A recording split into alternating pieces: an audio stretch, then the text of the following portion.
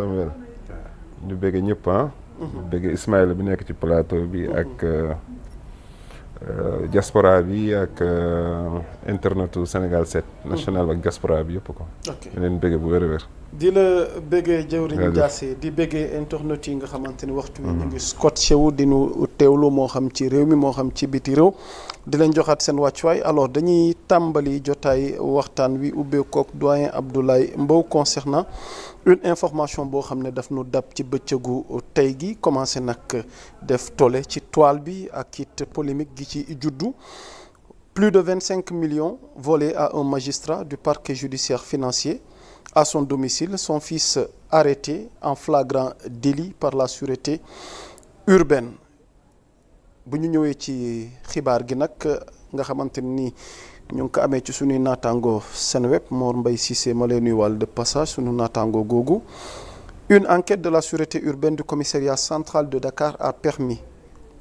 de mettre au jour un vol de plus de 25 millions de francs CFA commis au préjudice d'un magistrat en fonction du pôle judiciaire financier par son propre fils. Selon des informations exclusives de Seneweb, le suspect avait dérobé la somme dans une armoire au domicile de son père avant de l'utiliser avec 3 amis pour l'achat d'un véhicule. Exploitant une information anonyme, les policiers de la sûreté urbaine du commissariat central de Dakar se sont rendus le vendredi dernier dans un parking automobile où une transaction était en cours. Ils y ont interpellé 4 individus en possession d'un sac à dos contenant une importante somme dans le cadre d'une opération d'achat de véhicules. Le premier suspect, S. Sall, est un élève âgé de 21 ans et domicilié à Yoff. Le deuxième, SS Mbodj, est un élève âgé de 18 ans et est domicilié à Ouagounia 2. Le troisième, MLC, est un élève âgé de 21 ans et domicilié à Yoff. Le quatrième, A. Sarr, est un élève âgé de 22 ans et domicilié à Rufisque. Invités à justifier la provenance des fonds, les 4 suspects ont d'abord affirmé avoir gagné cet argent grâce à des paris sportifs effectués sur la plateforme, donc bëgguma def publicité. Mais au cours des auditions préliminaires dans les locaux de la sûreté urbaine, MLC est revenu sur ses déclarations. Il a fini par reconnaître que l'argent appartenait à son père, magistrat en fonction au pôle judiciaire financier. D'après ses aveux sur procès verbal, il a avoué avoir soustrait les fonds dans une armoire appartenant à son père, sans toutefois être en mesure d'en préciser le montant exact. Un comptage contradictoire a été effectué en présence du suspect. Il a permis d'établir que le sac contenait la somme totale de 25 475 000 francs CFA en espèces. MLC a par ailleurs déclaré avoir déjà conclu l'achat d'un véhicule pour un montant de 23 500 000 francs CFA au moyen de ses fonds de tournée. Au regard de ces éléments, le procureur de la République a été informé et une enquête a été ouverte. Les 4 suspects ont été placés en garde à vue. Par rapport à cette enquête ouverte concernant ce fils de magistrat, sans que yëf yi évolué, fils du magistrat du PJF arrêté pour vol, l'enquête disculpe son père les 100 millions francs CFA volés dans un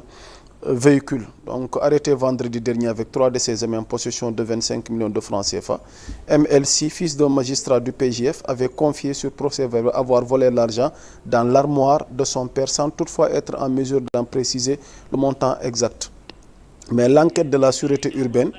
du commissariat central de Dakar vient de révéler tout autre chose. D'après les derniers développements, l'élève MLC est bel et bien le fils d'un magistrat en service du pôle judiciaire financier, mais il n'a pas volé les fonds chez son père, contrairement à ses propos. Et il ressort des investigations policières que le gang, par le biais d'Assar, élève âgé de 22 ans, a volé 100 millions francs CFA dans un véhicule appartenant à un certain Andiaye. Après l'arrestation des 4 suspects, MLC a attribué la propriété de l'argent à son père magistrat de profession pour protéger ses 3 amis déjà interpellés selon les sources de Seneweb. Donc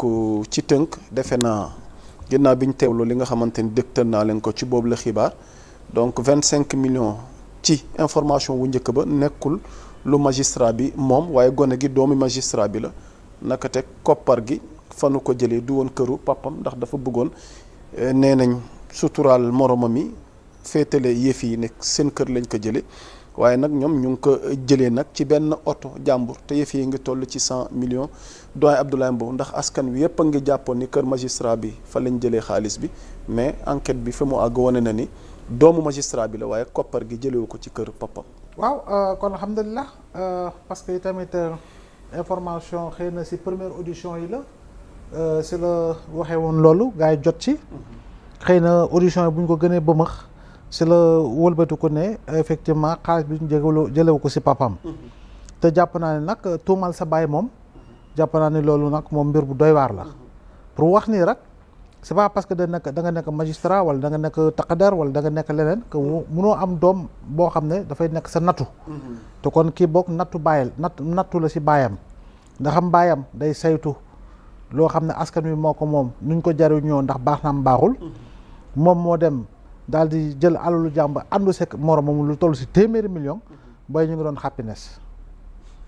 waaw 100 millions moom booy xam naa ne laata sax ñuy dugal njëgu oto boobu booy wër leen toj nañu Dakar waaw parce que booy waxuma sax ñoom ñii waaye booy yi nga xam ne dañuy dajale sax léegi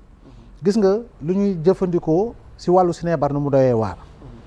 gis nga nañu dëkkee si appartement ba meublé yi nu mu doyee waar gis nga booy li ñu ñemee def loo xam ne yow ba nga say toll xalaatoo ko def fit wu amoo ko tey booy fit gu ñu am fit gu ñu ngemboo da nga naan fa lañ ko jëlee fa lañ ko abbee kon boog doomu magistrat la wala du doomu nangam def nga lu dul yoon na dal sa kaw nu mu waree dal sa kaw c'est ça en fait la ñu wax waaw donc dina gàcceel baayam waaye nag du jëfi baayam dina gàcceel baayam waaye du jëfi baayam donc man je pense que loolu y a même pas à tergiverser dès l'instant que ni am na loo xam ne yokku na ci information kon nañu jàppee la ñu jàpp ni li gars yi andi mooy la bonne information ba fu ñu toll nii kon boog ndaw yi lañu 18 ans 21 ans voilà ba pare mën a jël alagu toll nii ba ça pose énormément de problèmes et on espère que voilà dañu élucider xam kan moom 100 millions yi aussi nga ndax ku waroon yor xaalis boobu la ndax oto bi waroon na fa denc ak yu demee noonu yëpp loolu yëpp tam enquêteurs yi xëy na daañu si gën a andil ay leeral pour mbir mi mën a féete ginnaaw. ok Abass Sow ci yow laa jëm concernant cette information cuur nga waajal ndax dinañ ci amal analyse juridique ci cas de figure bu ni mel doyen Abass noo jàngatee bii de scénario bi de yow Moussa dafa xaw a doy waar. mu situé ñetti responsabilité bi njëkk mooy responsabilité baay bi ñu tudd ñaareel bi mooy responsabilité jëfkat yu ñaaw yooyu le ñetteel bi mooy responsabilité borom oto bi nu tudd ni denc na 100 millions ci biir oto bi ba ay nit am sañ-sañu ñëw di ko jël borom 100 millions bi moom l'un dans l'autre sa responsabilité est triplement engagée 100 millions dencuwaayam du de oto 100 millions banque lañ koy denc bu fekkente ne am na traçabilité financière deuxième bi ñi sàcc moom ñay attee ñooy seen baay kon tey ji sàcc amul kër sàcc amul fuñ ko bàyyeele ndëgam kii nga xam ne tey jii ku sàcc moom moo lay atte moom la doomam jëf ñaawteef gi ànd ci ak ay moromam l'un dans l'autre responsabilité juridique bi yaakaar naa ni cuun vol loolu yoon moo ko condamné te bi mu koy condamné waxul sont exclus les fils de magistrats les fils de pauvres kon ñoom ñoo ci yem képp dong atte mbir mi nag amul luñ ciy ndëppal comme nag place publique bi jot na ci yoon def li ko war mi ngi en cours d'enquête moo tax doo ci xuus sur certains nombres de points mais bëgg nañu mbir mi mu leer maintenant kër baayam la ñu jëlee 25 millions yi wala ci oto bi lañ ko jëlee au bout de l'enquête dinañu situer toutes les responsabilités fi ñu doon jëndee oto bi ñooñu tamit nañu waajal seen bopp parce que kuy def transaction ak yenn xale yi dama ni ay millions du ay xale yu ndaw ñoo koy yore million magum jëmm la ah surtout nga war cee natt benn ñaar ñett ñeent ba toll ci ñaar fukk wala fukk ak juróom loolu ay magum jëmm ñoo ko war di jëfandikoo kon nag man suma responsabilité fu muy yem mooy tey jii lépp loo xamante ni war nañ ko ci indi ci wàllu leeral nañ ko leeral ba askan bi xam mbir mi fan la jóge waaw bu dee ci kër magistrat bi la est-ce que magistrat bi am na sañ-sañ denc foofu fukki million ci biir këram waaye lii du guleet Sénégal daloon na sunu papa Madické Niang bi mu ko dalee après fan la mujj dañoo nëppal affaire bi kenn yëgatul dara waaye yu mel nii la muy indi te askan war koy jàngale nanuy fexe yenn montant yi ñu di ko yóbbu ci banque moo ëpp sécurité que yii di la dal ngay weer sa bopp ñu lay xamal te am na loo xamante ni mën naa ñàkk moom daal ñu ngi xaar fu wànnent du mujjee ki gëtam waaye moom ay affaire am magum jëmm la de ande fukki million ak juróom benn moom